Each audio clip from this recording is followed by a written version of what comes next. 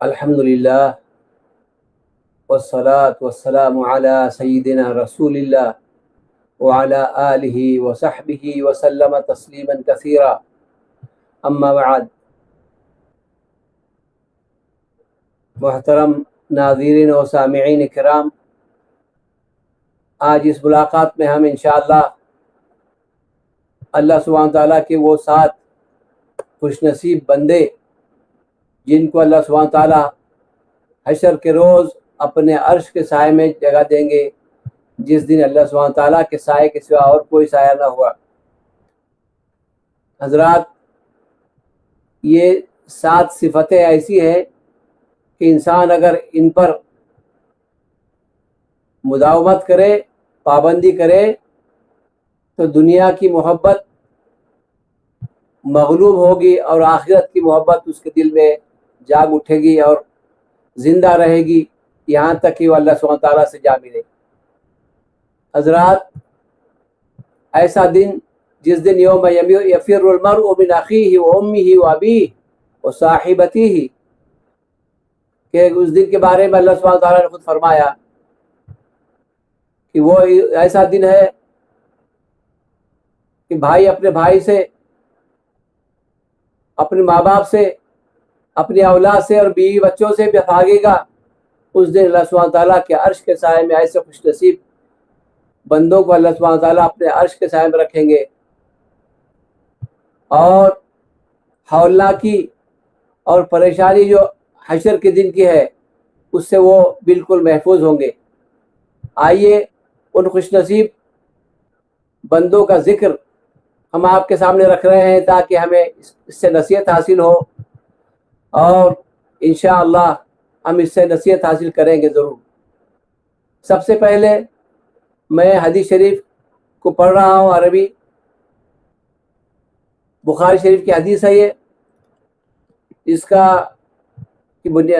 شروعات فرماتے ہیں نبی کریم صلی اللہ علیہ وسلم،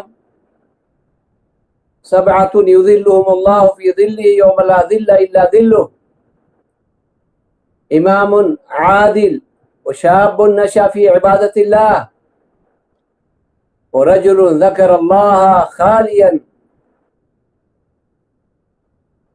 ورجل ذکر اللہ فی الخلاء ففاضت عیناہ ورجل قلبه معلق فی المسجد ورجلان تحابا فی اللہ ورجل دعته امرأة ذات منصب وجمال إلى نفسها قال إني أخاف الله ورجل تصدق بصدقة ما أخفاها فأخفاها حتى لا تعلم شماله ما صنعت يمينه او كما قال صلی اللہ علیہ وسلم۔ اس کا سیدھا ترجمہ یہ ہے، اللہ سبحانہ تعالیٰ ایسے بندوں کو 7 اپنے عرش کے سائے میں رکھیں گے جس دن اللہ کے عرش کے سائے کے سوا اور کوئی سایہ نہ ہوگا۔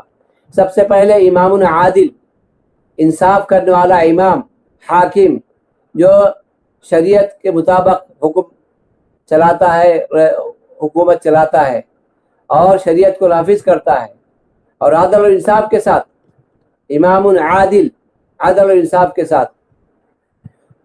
اور دوسرا ہے وہ نوجوان جو اللہ تعالیٰ کی عبادت میں بڑا ہوا ہے، رجل، پھر اس کے بعد رجل ذکر اللہ خالیا فی الخلا، یعنی تنہائی میں اللہ تعالیٰ کو یاد کر کے روتا ہے، اور وہ انسان وہ انسان جس کا قلب مسجد میں لٹکا رہتا ہے، یعنی مسجد ہی کی طرف اس کا دل کھینچتے رہتا ہے، اور وہ دو لوگ جو اللہ ہی کے لیے محبت کرتے ہیں اور اللہ ہی کے لیے الگ ہوتے ہیں، صرف اللہ کی محبت میں ایک دوسرے سے ملتے ہیں، اور وہ نوجوان جس کو حسن و جمال والی عورت نے بلایا اور وہ کہتا ہے کہ میں اللہ تعالیٰ سے ڈرتا ہوں، اور وہ انسان جو صدقہ کرتا ہے اللہ سبحانہ تعالیٰ کے لیے سیدھے ہاتھ سے دیا تو اس کے الٹے ہاتھ کو خبر نہیں ہوتی. یہ وہ 7 خوش نصیب لوگ ہیں. حضرات تھوڑا سا ان خوش نصیب لوگوں کے اوپر ہم تھوڑا فکر کرتے ہیں، سوچتے ہیں کہ اللہ سبحانہ تعالیٰ نے ان 7 لوگوں کو اپنے عرش کے سائے میں رکھیں گے. اللہ سبحانہ تعالیٰ ہم سب کو ایسے لوگوں میں سے بنائے. آئیے تھوڑا سا ان پر روشنی ڈالتے ہیں کہ سب سے پہلے جو امام عادل ہے، عدل اور انصاف کرنے والا امام یعنی حاکم، جو شرع شریعت کے مطابق عدل اور انصاف کے ساتھ حکومت کرتا ہے، یعنی کسی بھی طرح کے ظلم نہیں کرتا اور اللہ کے شریعت کو نافذ کرتا ہے. حرام اور حلال اللہ کی جو شریعت ہے اس کو نافذ کرتا ہے اور سمجھاتا ہے، اور اللہ کی شریعت کے احکام نافذ کرنے میں عدل اور انصاف سے کام لیتا ہے.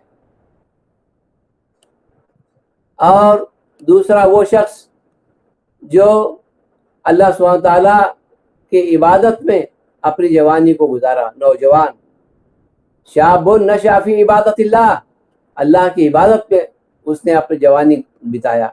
یعنی جوانی کی عبادت اللہ سبحانہ تعالیٰ کو بے حد پسند ہے. حضرات ہمیں چاہیے جوانی میں نماز کی پابندی خاص طور پہ کیا جائے، اور نماز ہی ایک ایسا عمل ہے جو سب سے پہلے قیامت کے دن پوچھا جانے والا ہے. تو نماز کی پابندی کرنا، ایسا نوجوان جو نماز کی پابندی کرتا ہے، جس نے اپنی زندگی جوانی عبادت میں گزارا. پھر اس کے بعد ایک ایسا شخص جو اللہ سبحانہ تعالیٰ کو تنہائی میں یاد کر کے روتا ہے اس کی خوف اور خشیت سے کہ اللہ کے سامنے مجھے پیش کیا جائے گا کل قیامت کے دن، میں کس عمل کا بدلہ چکاؤں گا، کیسا میرا حساب ہوگا. اس خیال سے اور کانپتا رہتا ہے اللہ کے عذاب سے، اور ڈرتا ہے اور روتا ہے، اور خوف خشیت اس کے اوپر طاری رہتی ہے. حضرات ایسے نوجوان کو بھی اللہ تعالیٰ اپنے عرش کے سائے میں رکھیں گے. اور اس کے بعد فرماتے ہیں 2 ایسے آدمی جو صرف اور صرف اللہ سبحانہ تعالیٰ کی محبت سے ملتے ہیں اور اللہ تعالیٰ کی محبت سے الگ ہوتے ہیں، اور ان کا ایک دوسرے سے ملنے میں کوئی مقصد اور نہیں ہوتا، صرف اللہ کی محبت میں وہ دونوں ایک دوسرے سے ملتے ہیں، اور وہ ایک دوسرے ملنے کے بعد جدا بھی ہوتے ہیں. کوئی خاص مفاد دنیا کا نہیں ہوتا، صرف اللہ کی محبت، اللہ کے لیے محبت کرنے والے. حب فی اللہ، البغض فی اللہ اور الحب فی اللہ، یہ اس کی بڑی تلقین آئی ہے. تو اللہ تعالیٰ ہی کے لیے ہم محبت کرنا اور اللہ تعالیٰ ہی کے لیے ناراض ہونا. اللہ کی شریعت کے مخالفت اگر ہو رہی ہے تو یقیناً ہم کو ناراض ہونا ہے. اور پھر اس کے بعد وہ ایسا نوجوان جو کسی حسن و جمال والی اگر اس کو کوئی عورت بلاتی ہے ایسے ناجائز کام کرنے کے لیے، تو وہ کہتا میں اللہ تعالیٰ سے ڈرتا ہوں. یعنی نفس پر اتنا غالب ہوتا ہے، وہ نفس امارہ کی بات میں اور شیطان کے وساوس میں نہیں آتا، بلکہ وہ اللہ تعالیٰ سے ڈرتے ہوئے کہتا ہے کہ میں اللہ تعالیٰ سے ڈرتا ہوں. جیسا کہ قصہ آپ نے یوسف علیہ السلام کا سنا تھا ہوگا. جب یوسف علیہ السلام کو بلایا گیا تو انہوں نے کہا میں اللہ تعالیٰ سے ڈرتا ہوں.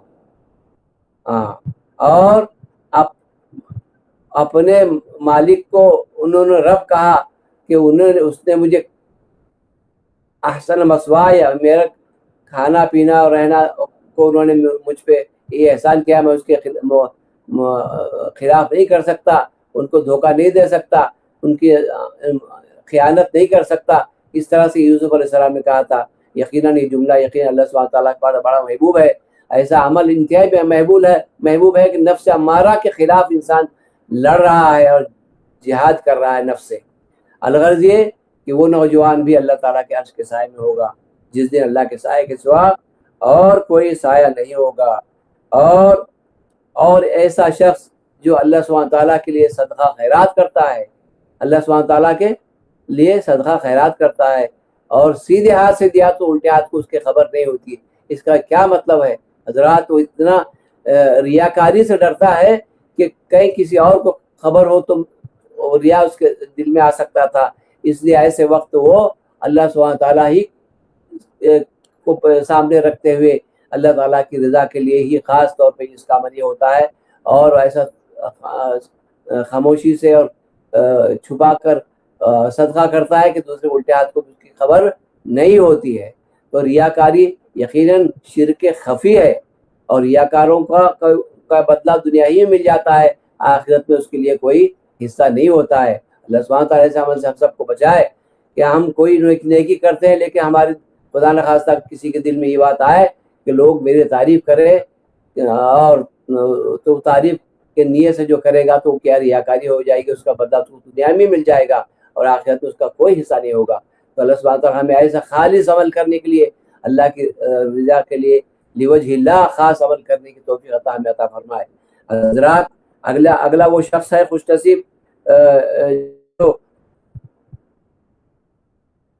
ہم نے ابھی تک 7 لوگوں کا ذکر کیا۔ امام عادل ہے، اور شاب نوجوان جس نے اپنی جوانی کو عبادت میں گزارا، اور عبادت جوانی کے اللہ سبحانہ تعالیٰ کو بے حد پسند ہے۔ اور تیسرا وہ شخص جس کا دل مسجد میں لٹکا تھا۔ کیا مطلب اس کا؟ رجل قلبہ معلق بالمساجد، کیا مطلب؟ ابھی نماز پڑھ کے آیا لیکن اس کا دل پھر مسجد کی طرف کھینچ رہا ہے۔ مسجد کی طرف جانا کتنا بڑا عظیم عمل ہے، اللہ سبحانہ تعالیٰ کو کتنا پسند ہے۔ دیکھیے آج ہم سب کچھ ہونے کے باوجود، اذان ہو رہی مسجد میں، لیکن ہم کیا ہے، نفس اور خواہشات کے پیچھے پڑے ہوئے ہیں، آرام کو نہیں چھوڑنا چاہتے، مسجد کو نہیں جانا چاہتے۔ حضرات، اس قدر یہ یعنی بدبختی ہے کہ پڑوس میں مسجد کے آواز ہو رہی ہے، اللہ اکبر کی ندا ہو رہی ہے، حی علی الصلاح کہا جا رہا ہے، حی علی الفلاح کہا جا رہا ہے، لیکن ہمارے دل و دماغ میں اس سے کوئی خوف و خشیت نہیں پیدا ہوتی، اور نہ ہم مسجد کی طرف رجوع ہوتے۔ نعوذ باللہ من ھذا۔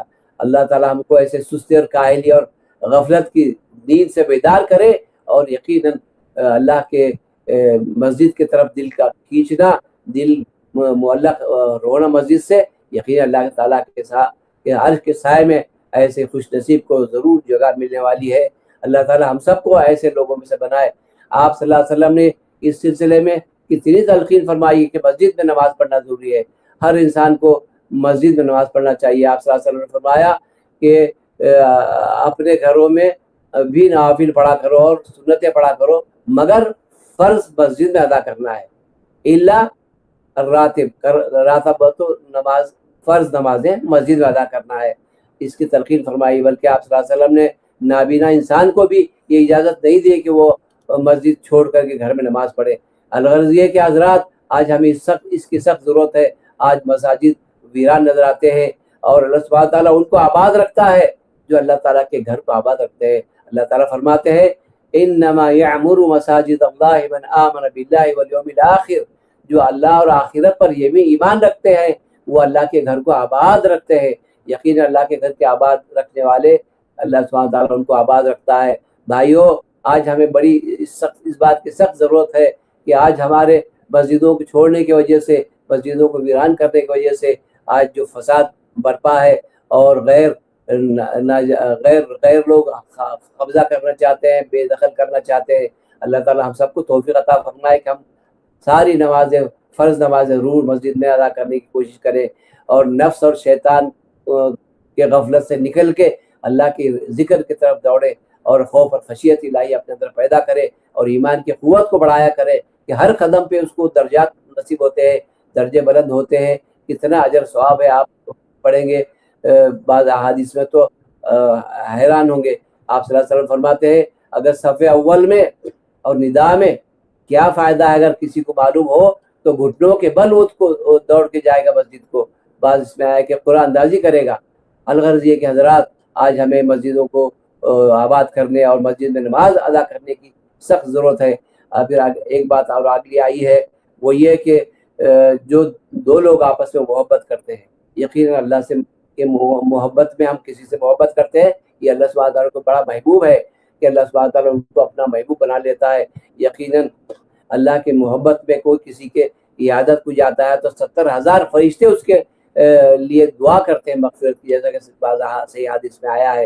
حضرات، محبت، ایمان والوں سے محبت یقیناً جنت میں داخل کرنے کا سبب ہے۔ آپ صلی اللہ علیہ وسلم نے فرمایا لا تدخلون الجنت الا حتى تؤمنوا ولا تؤمنوا حتى تحابوا الا ادلکم علی شیء اذا فعلتموه تحاببتم۔ حدیث شریف کا مفہوم ہے تم جنت میں جب تک نہیں جا سکو جب تک تمہارا ایمان کامل نہ ہو جائے، اور تمہارا ایمان کامل نہ ہوگا جب تک کہ تم آپس میں محبت نہ کرنے لگو۔ کیا تمہیں ایسی بات نہ بتاؤں جس سے آپ کی محبت آپس سے بڑھتی ہے؟ افشوا السلام بینکم، آپس میں سلام کو عام کرو۔ حضرات محبت، آپس میں محبت کی بڑی ضرورت ہے۔ آج کس قدر آج تفرقہ پھیلا ہوا ہے، بھائی بھائی سے جدا ہے، بھائی بہن سے جدا ہے، ایک دوسرے رشتہ دار سے ایک دوسرے جدا ہو رہے، ماں باپ سے اولاد جدا ہو رہی ہے، ماں باپ کی محبت نہیں ہے، بھائیوں کی محبت نہیں ہے، محبتوں سے ہمارے دل خالی ہوئے جا رہے ہیں، سیاہ ہو جا رہے ہیں، بھائی بھائی سے حسد کرنے لگا ہے، بھائی بھائی سے اپنے دل میں بیر پالنے لگا ہے، بھائی بھائی سے ایک دوسرے کے بارے میں ناراضگیاں پالتا ہے، اور صلہ رحمی کو کا خیال نہیں رکھتا، مقاطعہ کرتا ہے۔ یہاں تک کہ آپ صلی اللہ علیہ وسلم نے فرمایا لا يدخل الجنت قاطع، یعنی جنت میں قطع رحمی کرنے والا داخل نہیں ہوگا۔ صلہ رحمی کا حکم دیا گیا ہے اور قطع تعلقی سے ہمیں منع فرمایا ہے۔ آپ صلی اللہ علیہ وسلم نے ہر طرح سے ہمیں یہ ایسی مبارک باتوں سے ہمیں آگاہ فرمایا ہے جس سے ہمارے دلوں میں آپس میں محبت بڑھتی ہے۔ یوں فرمایا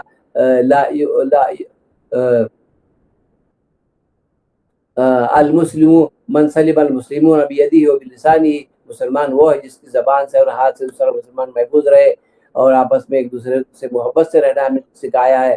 الغرض یہ کہ اللہ کے لیے ہم جو کسی سے محبت کرتے ہیں تو البغض للہ والحب للہ رفعہ اللہ، جو اللہ کے لیے محبت کرتا ہے، اللہ کے لیے ناراض ہوتا ہے، اس کو اللہ تعالیٰ بلند فرماتے ہیں۔ حضرات اللہ کے دین اگر پامال ہو رہا ہے، اگر اللہ کے دین کی مخالفت ہو رہی ہے تو ہمیں اس سے ناراض ہونا ضروری ہے، چاہے وہ ہمارا کوئی رشتہ داری کیوں نہ ہو۔ الغرض یہ کہ اللہ کی محبت بڑی عظیم شے ہے، جو اللہ خالص جو اللہ اور رسول سے محبت کرتا ہے، بے شک اللہ سبحانہ تعالیٰ اس کو حیات طیبہ عطا کریں گے اور عمل صالح کی توفیق عطا کریں گے۔ حضرات اگلی بات ہے دعات یعنی وہ کسی شخص کو اگر حسن و جمال والی عورت نے بلایا تو فعل فاحش کے لیے تو وہ فوراً کہتا میں اللہ تعالیٰ سے ڈرتا ہوں۔ یہ ایک عظیم خوف و خشیت کی مثال ہے۔ حضرات اس کی آج ہمیں سخت ضرورت ہے۔ آج ہمارے معاشرے میں اس قدر فحاشیت پھیلی ہوئی ہے، اس قدر برائی پھیلتی جا رہی ہے، اور ہمارے معاشرے میں کتنے برائیاں عام ہوتے جا رہے ہیں۔ ہمیں چاہیے کہ ہمیشہ اللہ سبحانہ تعالیٰ کی خوف اور خشیت کو اپنے اندر زیادہ سے زیادہ کرنے کی کوشش کرے، اور ہر طرح کے منہیات سے، ہر طرح کے ناجائز حرام کام سے ہمیں بچتے رہنے کی ضرورت ہے۔